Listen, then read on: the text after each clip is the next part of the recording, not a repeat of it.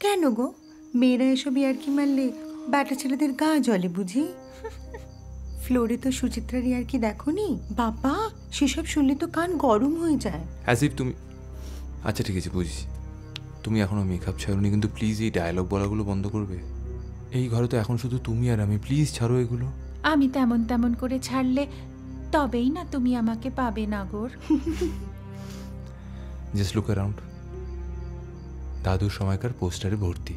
Madam মায়াকুমারীর ছবিগুলোতে ওনার কায়াটাই দেখলে গো, ওনার ছায়া হয়ে যাওয়া মনটাকে কি পেলে বাবু? I like that.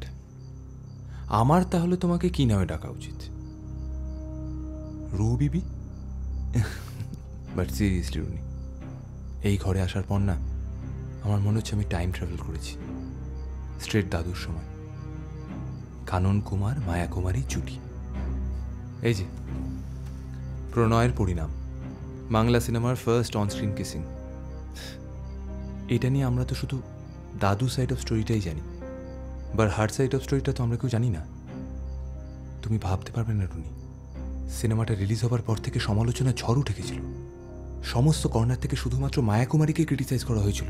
তুমি পেপার কাটিংসগুলো দেখো, এই দেখো, এই যে। আচ্ছা, মায়া সেদিন তো শুধু একটা করেছিল, কিন্তু যে কুমার সাহেব তাকে দিয়ে সিনটা করালেন, যে কুমার সাহেব ওই বইটার ডাইরেক্টর ছিলেন, যে কুমার সাহেব ক্যামেরার সামনে চুমু খেলেন, কই তাকে তো কেউ কিচ্ছু জিজ্ঞেস করেনি।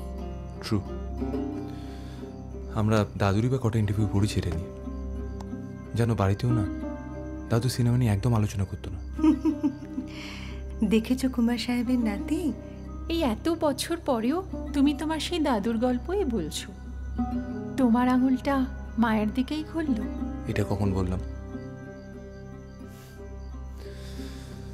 বাট আইটা একটু, বাকিটা কিন্তু অবিকল মায়া কুমারী। আমি তো তোমার বাবুরই নাতি। আমাদের অনস্ক্রিন কিসিং তার রিহার্সালটা এখানে হবে।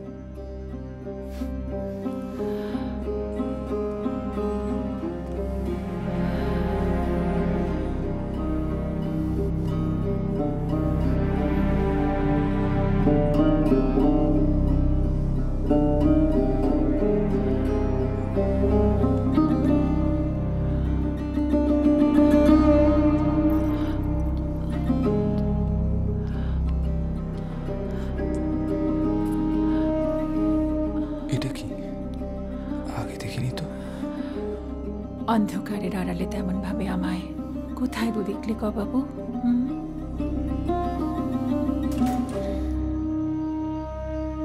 আইতা, কি লাইট অফ করে রেখেছো কেন?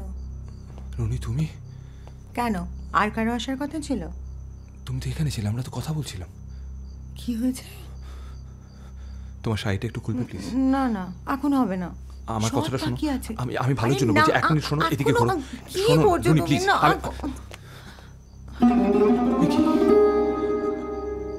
টিলটা কোথায়?